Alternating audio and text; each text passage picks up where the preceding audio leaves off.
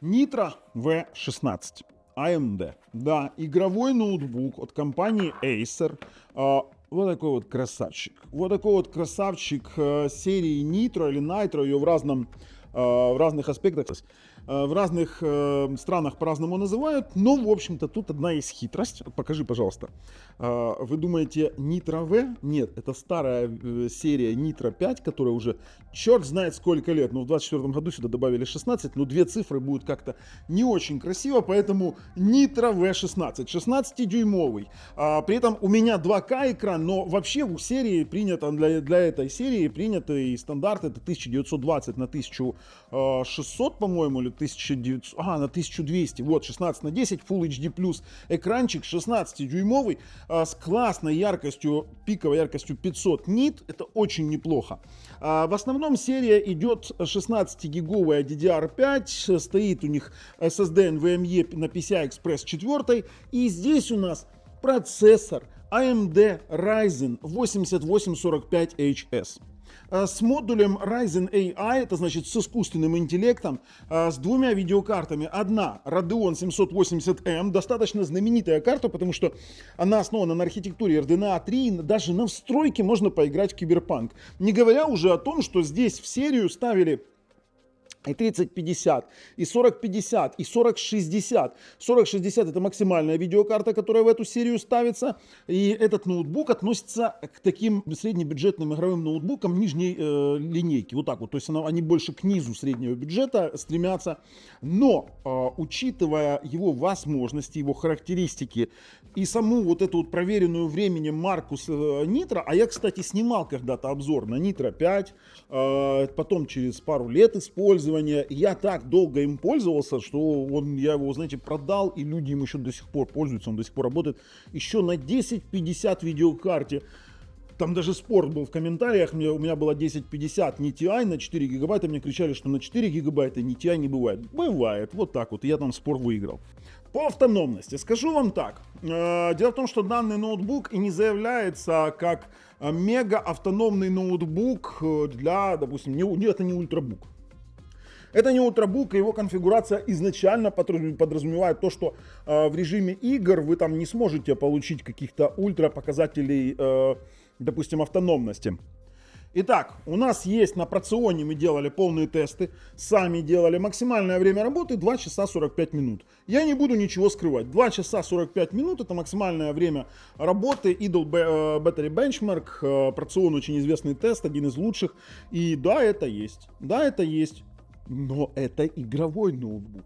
Мой, черт возьми, других брендов ноутбуки игровые, они даже такого не достигают. Но там, правда, экраны побольше. А для 16-дюймового, яркого, на 500 нит экрана 2 часа, даже почти 3 часа, это очень даже неплохо. В общем-то, поехали дальше. В общем-то, что за ноутбук? В моем случае он немножко усовершенствован. Здесь 2К экран, классный, вы на вставочках это все увидите. Плюс здесь у нас клавиатурочка с подсветкой, смотрите. Вот такая вот с подсветочкой. Очень неплохой тачпад, который вот, в принципе, это чуть меньше моей ладони. Это не для рабочих ноутбуков тачпад, хотя, в принципе, в поездках достаточно неплохо он с этим справляется. На бачках у него, смотрите, здесь у нас LAN J45 на 1000 мегабит, USB-шечка 3. Здесь у нас для гарнитурки вход 3.5. Дальше. На этой стороне у нас еще одна третья USB-шечка, как мы видим. Это очень хорошо, что на двух сторонах, потому что обычно делают на одной, и ты начинаешь тянуть из стороны в сторону. Дальше. У нас здесь HDMI-чик. У нас здесь USB 4, на секундочку, вход питания для вот такого вот блока питания, кстати, вот такого вот блока питания на 135 ватт. Не видно, да? А ну давай, сфокусируй, чтобы люди увидели. 135 ватт, пожалуййста. 135-ваттный, не такой прожорливый, как я, допустим, снимал Acer Predator. У меня есть еще Acer Predator на Intel Core i9 14900. И, знаете, вот не так он мне нравится, как этот. Я очень люблю вот этот AMD, потому что очень мощный. Мы еще посмотрим на тестах, насколько он мощный. И конкретно в эту модель можно поставить дополнительно еще 16, будет 32 гигабайта DDR5 общей памяти. У меня конкретно уже стоит. И плюс у меня стоит еще один дополнительный 1 терабайт. То есть здесь у меня стоит базовый терабайт. И я такой же поставил на 1 терабайт, и у меня сейчас прокачанная версия на 2К экране, ну правда с видеокартой 4050. И вы скажете, 4050, что такое 4050? Я вам объясню. На 4050, на этой машинке, мы сейчас, знаете, что сделаем? Мы сейчас киберпанк потестим, такой на Full HD, хух, 90 FPS средний, или соточка средняя, не хотите? А вот так вот. Или в Stalker 2, и при этом это не на минимальных настройках. На Киберпанке, вот, кстати, Stalker 2, видели, какая у меня лампочка? Stalker 2. Хотите, ссылка в описании под видео на лампочку будет. Да, еще, кстати, подписывайтесь, нажимайте колокольчик. А мы продолжим, ребят, продолжим. Итак, это даже не на минималках. Киберпанк 90 с DLSS, правда, на средних с рейтрейсингом. С рейтрейсингом. Я пропустил тот момент, когда, вот такие 4050 начали делать с рейтрейсингом 90 FPS на средний. Я когда-то мечтал поиграть в Киберпанк и делал какие-то сумасшедшие сборки. Здесь средний бюджет, бам, все, играй Stalker 2, играй Киберпанк в PUBG 100 FPS на средний. Это как вообще? Да, 2К экран, многие скажут, да, играть в 2К на 4050, так 2К здесь и не для того. 2К я использую, когда занимаюсь монтажом. И на ней можно помонтировать, допустим, в пакете программы Dolby, я спокойно монтирую видео для раскладки, допустим, самого макета. 2К идеальный экран. А для игры я использую 1080p, потому что 4050 это, ну, Full HD гейминг. При этом ультимативный, как ни странно. Ультимативный. А Wi-Fi модуль? Wi-Fi модуль 2 гигабита на загрузку и 2 на выгрузку. Дожились мы до тех технологий, когда уже вот на каких-то максималках у нас что-то выдает. В общем-то, ребят, ссылки в описании под видео. Мы сейчас переходим его, тестируем там же и посмотрим, что заявляется нам производитель. Распаковки как таковой не будем, потому что распаковывать нечего, в коробке просто ноутбук, зарядка. И ждем наших выводов.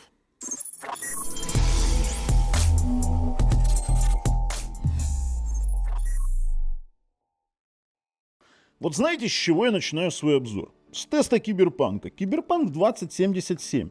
С каких нафиг пор вообще дошло до того, что 40-50 карты тягают Киберпанк 70-80 FPS на, скажем так, на далеко не самых даже средних настройках. Я вам когда сейчас покажу настройки, да, само собой, с DLSS, и настройки DLSS покажу. Но какого черта? Full HD Киберпанк на высоких настройках фигачит сейчас, я вижу, 90 FPS. В какой момент мы вот этот вот потеряли, вот этот вот баланс, а? Когда нужно было топовое какое-то железо, чтобы комфортно поиграть.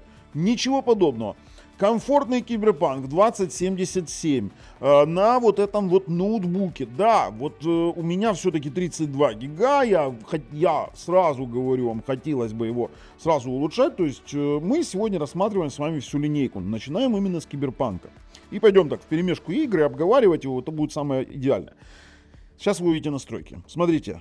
Вот сейчас будет максимальная, минимальная, и мы максимальная 91-97 FPS, минимальная 64, или сколько там у нас минимальная? Минимальная 71, нифига себе. А теперь на секундочку, текстуры средние, DLSS на перформансе у нас даже с рейтрейсингом, мать его, на секундочку. Мы сейчас с вами выходим в настроечки, в графику и смотрим. DLSS фрейм генерация, само собой. А теперь смотрим на качество. Локальные тени высокие. Тени высокие. Разрешение теней высокие. Теперь туман ультра. Облака ультра. Ребята, а у нас вы видите вообще на каких мы настроечках? У нас motion blur даже на хаях. И на каких настройках мы здесь играем в Киберпанк. Да, у нас средние настройки текстур и само собой на Full HD. Объясню. Дело в том, что сама по себе серия, она подразумевает под собой, да, там Full HD разрешение. У меня топовый из этих вот именно по экрану, да, по оснастке, у меня топовый, который поддерживает 2560 на 1600 фактически, да, там 2К экран какой-то, и с этим вот действительно прикольно. При том, что у нас здесь еще и 165 Гц матрица, которую можно бустнуть, потому что если мы вызовем сейчас с вами, смотрите, нитро приложение, да, по специальной кнопке, сейчас мы это посворачиваем, то есть нитро приложение, и это у меня, кстати, еще и сценарий работы на тихом, Это даже не продуктивность и не турбо. Давайте поставим продуктивность и будем тестировать дальше на продуктивности. Это был тихий режим, в котором я вообще не видел, не слышал. И у него частоты даже снижены немножко. С какого черта так вообще происходит на текущий момент? То есть получается очень мощная начинка у нас получилась. Теперь у меня включен режим только графический адаптер NVIDIA. Обязательно я так включаю. По экрану вы можете включить защиту синего света. У нас есть разгон РК матрицы, то есть ЖК матрицы, жидкокристаллического дисплея. Можно изменить эффекты, различные выбрать режимы турбо, продуктивность и сбалансированность. И здесь вот в турбо это, кстати, будет полноценная продуктивность и все классно. То есть здесь мы можем мониторить, различные штуки включать. Вот этот вот Nitro Sense очень классная тема, ну как вы поняли, у меня есть Predator, там есть Predator Sense, и Nitro 5 у меня был когда-то, чтобы вы понимали, Nitro V16, знаете откуда взялось? Вот Nitro V, это Nitro 5 старый, это просто-напросто сделали так интересно, замаскировали, потому что это все тот же Nitro 5, только в новом исполнении в 16-дюймовом. Если говорить о том, какие у нас процессоры, это мой любимый процессор. Ryzen 7 8845HS, Hawkpoint, 4-нанометровый, с кэшем 3-го уровня, 16 мегабайт, 8 ядер, 16 потоков. Я сколько делал обзоров на эти мини-ПК. Это просто топ. Это просто топовый проц. PCI-Express 4, память DDR5 32 гига. В случае с ноутбуками, вот допустим с адимовской памятью, когда говорят о двухканальном режиме, да, двухканальный режим, но с два канала по 64 бит. Плюс 2 канала, субканала по 32 бита. Те, кто пишут, ты ничего не шаришь, это двухканальный режим. Ребят, изучите архитектуру DDR5 памяти. Теперь дальше, смотрите. Графика встроена 780M. И тут есть один еще момент. Давайте побенчим этот процессор. Есть один момент. Пока оно там бенчит, я открою, кстати, GPU-Z, мне интересно. Вот он открылся. Смотрите, у нас есть здесь 780M графика. А есть у нас еще RTX 4050. 780 встроечка, 4050 это у нас дискретка. Дискретка это у нас 5-нанометровая, само собой, 96 бит ширина шины. В принципе, да, какой-то вроде бы базовый уровень, а поиграть можем. И поиграть можем очень даже неплохо. Дальше, что такое встройка? 780 встройка, чтобы вы понимали. Я, когда делал мини-ПКшки конкретно на 780, даже в Киберпанк погонять можно на них. Даже в Киберпанк. И что я делаю? Какой хитрый момент? Я ставлю OBS Studio и ставлю, получается, я на нем стримил одно время на Твиче. То есть я играю на 4050 в PUBG, а на стриме энкодирование потока я ставлю на AMD, именно на вот этот вот Radeon 780M. И у меня вообще никакого... ни глюков, ни тормозов. Я и стримил, и играл одновременно на одном вот компе, на одном этом ноутбуке. Теперь по процессору. Ну, с референсами сравнивать трудно, допустим, там с Core i9 13900K. Давайте чего-то более реалистичное. Например, тот же Ryzen 9 3950, он будет проигрывать этому процессу. Мы видим в одноядерном тесте, он конкретно сливает и даже не в 2 раза получает прирост, потому что у него 16 ядер 32, тут 8 на 16. Давайте что-то более реальное, 8 на 16 выберем здесь. Так, 16 на 22, ну, Intel Core Ultra тут за счет ядер чисто. Вот, Intel Core i9 11900K, 8 ядер, 16 потоков. Фактически одинаковая производительность на одноядерном уровне, на многоядерном он проигрывает этому Ryzen. Потому что здесь у нас есть еще, это даже не 7 серия, а 8 серия уже. То есть здесь у нас есть не только мощная графика, и сам по себе проц мощный. Допустим, Ryzen 7 3700X, который у нас 8-ядерный 16 потоков десктопный, он просто-напросто сливает. Тут даже сравнивать по факту нечем. И для этого нам нужно будет использовать фактически тесты математические. Сначала мы используем Photoworks, потому что Photoworks реализует полную быстродействие с учетом памяти, да, которую он берет, копирует 10 огромных изображений, в память начинает их там рендерить с помощью проца. И вот именно по самому процу быстродействия лучше смотреть в Photoworks и с чем-то сравнивать, потому что здесь более интересная база данных именно процов со сборками. Потому что один и тот же проц на разных сборках может плохо работать. Здесь мы можем видеть, какая память установлена, в каких режимах работала. Теперь смотрим. Та-дам! 8-ядерный Ryzen 7 8845HS делает 16-ядерный Core i9 12900K на Asus ROG Maximus Z690 с Dual DDR5 4800. Кстати, вы видите, пишет Quad. Quad это 4 канала пишет, потому что он видит субканалы 32-битные. Вот таким вот образом, хотя фактически это 2 канала. 64-битных, как люди, как привыкли десктопщики считать.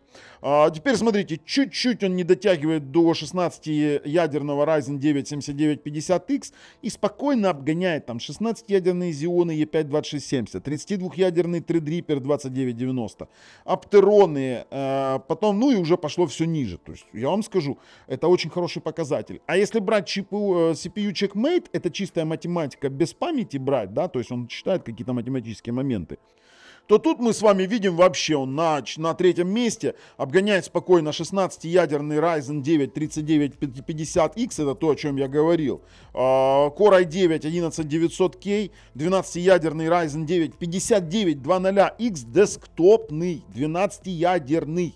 Правда, он на DDR4, тут надо это учитывать, что более мобильный проц на более быстрой памяти делает десктопы, и тут уже, знаете, такое у нас соревнование десктопщиков будет, ай-яй-яй. Не дотягивает конкретно, не дотягивает, говорю сразу, до 24-ядерного Core i9 13900K, ну тут уж есть как есть. Ну и смотрите, какие процы делает. Просто-напросто уделывает в хлам. По температурам работы я предлагаю вам оценивать его конкретно в играх. То есть вот эти вся синтетика, это все полная фигня на самом-то деле. То есть реальные температуры будем смотреть именно там. Ну, конечно, куда же без PUBG. Говорю сразу, я как, скажем так, игрок старый в PUBG, давайте мы графику сразу посмотрим, что у нас здесь. Выставляем для Full HD. Ну, понимаете, что 2К экран это для работы. На 40-50 в 2К играть никто не будет, и это невозможно нормальные получить какие-то настройки. Теперь смотрите, с какими настройками играю я конкретно. У нас везде высокие, тени высокие, текстуры наивысшие, эффекты наивысшие. Растительность самая низкая я ставлю, потому что, ну, обычно, вы знаете, в растительности слабо видно этих, скажем так, врагов. Да, самую дальнюю прорисовку ставим. В укор, скажем так, уменьшаем растительность, увеличиваем прорисовку. Резкость мы выключили и используем DirectX 11 Enhanced, потому что DirectX 12 в PUBG еще так себе работает в тестовом режиме. Поэтому давайте, поехали, чуть-чуть постреляем. Так, ну на стартовой локации у нас сейчас 111-112. Вы видели, да, какие у нас настроечки? Что вы понимали? Чтобы вы понимали, да, с какими FPS мы играем в PUBG. На 40-50, на секундочку. Давайте сейчас мы высадимся на локации и уже тогда будем что-то решать. А все остальные как-то не очень охотно присоединяются. Но мы будем пока танцевать. Не, давайте вот так вот. Не знаю, для тех, кто играл в PUBG, те знают, что когда ты падаешь с самолета, у тебя сначала FPS высокий, потом по мере проявления растительности он должен замедляться, и, честно говоря, на некоторых ноутбуках у меня был эффект, когда проваливался FPS в минус, и ты тут видишь нижний порог. Вот именно при приземлении ты видишь нижний порог. Я сейчас сольюсь очень быстро, объясню почему. Потому что у меня нет звука. Я либо пишу и играю, вернее, либо пишу со звуком. Тут такое дело, знаете. На стриме звук есть, здесь звука нет. Поэтому, ну, я не могу подключить одновременно и звук. Ой, всего нахватал. Броники, автоматики, это нам много не надо для того, чтобы что-то потестировать и быстро слиться. Нам особо не нужно тут придумывать ничего. Давайте еще пистолет возьмем, сходим наверх. О, сайгу можно взять. Или помпу, не, сайгу. Люблю я, кстати, помповое оружие в PUBG. Не знаю, кто играет, тот поймет. Слушайте, ну очень неплохо. 100 FPS средний. 100 FPS средний вообще беспроблемно как-то выдерживает. Я вам скажу, давайте попробуем пострелять. Есть провал до 90. Это минимум. Вообще я в шоке. 4050. Я стремился всегда-то. У меня есть на 4090 ноут, у меня есть ноут на 4060, у меня есть ноут на 3060. Ну 4050 я вообще не ожидал, вот честно вам скажу. Смотрите, вообще 100 FPS беспроблемно. Вот по воде, по эффектам побегать. Вообще пролагиваний нет. Слушайте, это все хорошо. При этом это на средневысоких настройках. То есть PUBG мы спокойненько играем на таком ноуте. Экран. Экран заслуживает отдельного, скажем так, момента. Экран достаточно яркий, классный, по частотам вообще отличный.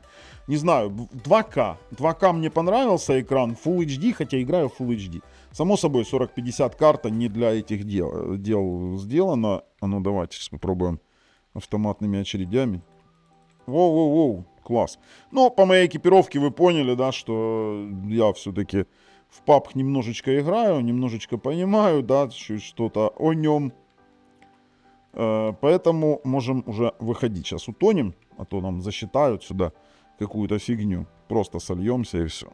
В целом, как работает PUBG, мне очень понравилось. Но давайте посмотрим, что заявляет сама компания-производитель. Acer Nitro V16, Windows 11 домашний, Ryzen 7 8845HS, 8 ядер, 16 потоков. И знаете, как вот интересно так.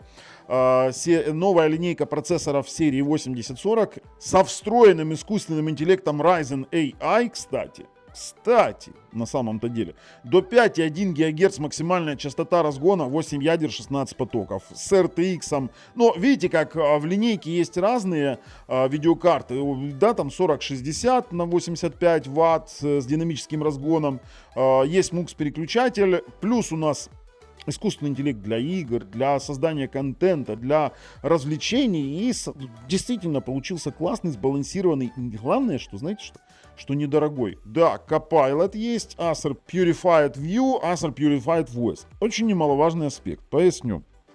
Сразу мы отвлечемся на этот Purified Voice. Так, смотрите, по камерам. Acer UHD Facing. У нас появляется, это, кстати, я тут такой полулежа лежу. Давайте сяду. Я смотрю немножко в другую сторону к подключенному монитору. У нас, получается, есть вот такой вот Acer Quick Panel. То есть вы можете открывать настройки камеры, и здесь уже там с фоновыми эффектами работать. То есть вы можете сделать размытие. Вот он, пожалуйста, я вот такой вот. Можно сделать стандартное размытие, можно сделать портретное размытие, когда там будет конкретно портрет размыт. При этом у нас можно сделать вот этот вот зрительный контакт, когда ты там будешь смотреть в другую сторону, прикиньте, я смотрю вниз, оно показывает, это знаете, что классно? Это классно проходить собеседование. То есть ты там сидишь в чат GPT вопросы печатаешь, оно думает, что там зрительный контакт есть, классная тема. Так, дальше, автоматическое кадрирование. А что там? Все, я понял. Смотрите, какой прелесть. Еще и включить зрительный контакт, оно будет кадрировать. Воу. Слушайте, а вообще тема-то классная. Классная. Хорошо, ладно. Камеры с искусственным интеллектом, классная тема. Плюс у нас есть Purified Voice, объясню. У нас есть классные эффекты, допустим, для персонального звонка, когда он будет других убирать, тех, кто у нас есть по звуку. Это он через искусственный интеллект. Конференц-связь делать можно. Запись подкаста, запись с усилением стереозвука, и это тоже все с помощью искусственного интеллекта сделано. Это прям вот топовое, я вам серьезно говорю. Классная фишка именно в Acer есть. Я обалдею. А теперь легкое управление Nitro Sense, это вы понимаете, тут игра. И теперь пошли посмотрим, какие же есть у нас комплектахи. Модель RTX 3050 я в принципе даже не рассматриваю. 40, 50, 40, 60 все, что можно рассматривать. 1 терабайт, ну подсветка клавиатуры вы уже поняли, да, там такая есть красивенькая. И что у нас есть в таких моментах?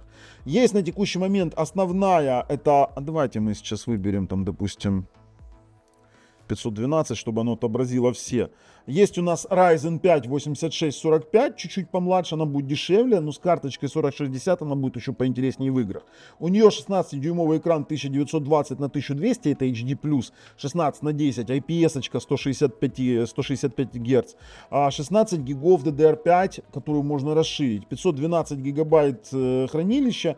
Ну и тут, в принципе, у нас пошли разные. И на Ryzen 7 8845, кстати, вот этот вот мой вариант, который доработан, и у него стоит вот 6-гиговый 4050, стоит 32 гигабайта DDR5 SDRAM и 2 по терабайтнику одинаковых стоят. То есть здесь целая модель. Я ссылки закину в описании под видео. Пожалуйста, переходите, посмотрите. Очень интересный ноут в плане того, что есть мой любимый процессор. Теперь по поводу тестов в сети. Сразу говорю. LAN здесь гигабитный, и он выдает чистый гигабит. А вот Wi-Fi-чик 5 ГГц, Wi-Fi 6 спокойно тулит в пике 1,9, 2 гигабита и на загрузку, и на выгрузку. Ну, грубо говоря, 1,8 средний на 1,9 на загрузку и на выгрузку. Один из высоких показателей просто топ. Если у вас есть нужный роутер, у которого с нужными скоростями, то он спокойно это тянет. А в 2,4 он тянет 347 на 309. Это тоже очень высокий показатель. Глупо было бы тестировать его на, допустим, какие-то, так как мы его позиционируем как игровой ноут, глупо было бы его тестировать на какие-то стриминговые сервисы. Ну да ладно, если мы не покажем, вы же обидитесь, те, кто меня знает. И нашу дикую реку, пожалуйста, он тягает. Включаем 4К, само собой, статистику для сисадминов. 0 дропов. Все, даже рассматривать не буду. Тягает как сумасшедший. Вот, кстати, их цены. Посмотреть кино, посмотреть ютубчик. Ссылки в описании под видео. Переходим, смотрим. А еще он отлично подходит для редактирования видео. Adobe Premiere. Вы прямо сейчас видите перед собой Adobe Premiere. И, пожалуйста, мы спокойно, ну, главное, что главное в монтаже? Это предпросмотр. 40-50 карты для монтажа, особенно при таком мощном процессе, тут даже на 780, вот я остановил, даже на 780 встройке было отлично. Пожалуйста, я сейчас монтировал, это один из проектов, мы делали обзор Каркита без единой задержечки. Спокойненько, он обрабатывает 265-264 кодек в энкодинге и в экспорте. Смотрите, вот если я сейчас ставлю экспорт, он обрабатывает эффекты все. Смотрите, ставлю экспорт. Full HD у нас проект на 38 минут. На 38 минут в качестве, смотрите, в качестве, давайте в максимальной глубине, в наилучшем качестве визуализации и с битрейтом целевым 50 Mbps мы ставим на экспорт, и у нас расчетно будет всего лишь там 3 минуты. То есть он отлично с этим работает. Это двухпоточный, ну тут даже 4 потока. Есть у нас с накладками, плюс музыка, плюс основной звуковой поток. Ну, в принципе, дальше можно, вы видите на прогресс, дальше можно не смотреть. То есть он подходит отлично для редактирования контентов в пакете программы Adobe. Во-первых, Adobe поддерживает искусственный интеллект, Adobe поддерживает RTX, тензорные ядра, которые есть в RTX, для того, чтобы ускорять эффекты и все остальное. Поэтому с этим все отлично. Куда ж я, блин, без сталкера 2, а? Вот объясните мне на тестах. На 40-50, а? Не-не-не-не-не-не. Нам в другую сторону, нам к реке. Сейчас нафиг заснем и сдохнем. Тихо. А теперь смотрите, с каким FPS мы играем. Все, не засыпать. С каким FPS? 120. Теперь смотрим настроечки. Так, смотрим графика. Качество текстур эпично, высоко, эпично. У нас качество размытия при беге низкое. Конечно же, DLSS продуктивность на создание кадров. И вот это все у нас 90-100 FPS. Пожалуйста, покупаем ноут даже на 40-50 с DLSS. Играем, нифиг делать. 100 FPS. 100 FPS на Direct 3D 12, на DirectX 12. Давайте отсюда выберемся к чертовой матери, постреляем немножко. Конечно, эффектная игра, если честно. А нафига я вколол себе эту фигню? Ну, короче, кто его знает. Но все, ушли. Слава богу. Так, что у нас там по оружию? Чуть перезарядимся. Ну, все отлично. Вот этот закат. Вообще, графончик действительно классный. Вот Сталкер, да, долго делали, но сделали. Во-первых, сюжет топовый. А ну, на воде пооставляем следы, пооставляем. Да, остаются, смотрите, вот эти мелкие следы. Такая усовершенствованная воксельная графика. Для тех, кто помнит. Кстати, а напишите в комментариях, кто помнит, что такое воксельная графика и в какой очень популярной игре она начала использоваться. Я когда-то в эту игру залипал очень-очень долго. Ребят, все отлично. По Сталкеру 2 тоже у меня вопросов нет. А вот что за диски у нас стоят. И вот, пожалуйста, SSD-шники 2 терабайтника одинаковых на NVMe Express, на NVMe Express 1.4 с поддержкой смарта, трима, и у нас, смотрите, какая температура, 40 и 46. Мы стартанем сейчас тест, конечно же, выберем для NVMe SSD и посмотрим, будем обновлять постоянно температуру. Так, это мы диск C и подождем, что у нас из этого выйдет.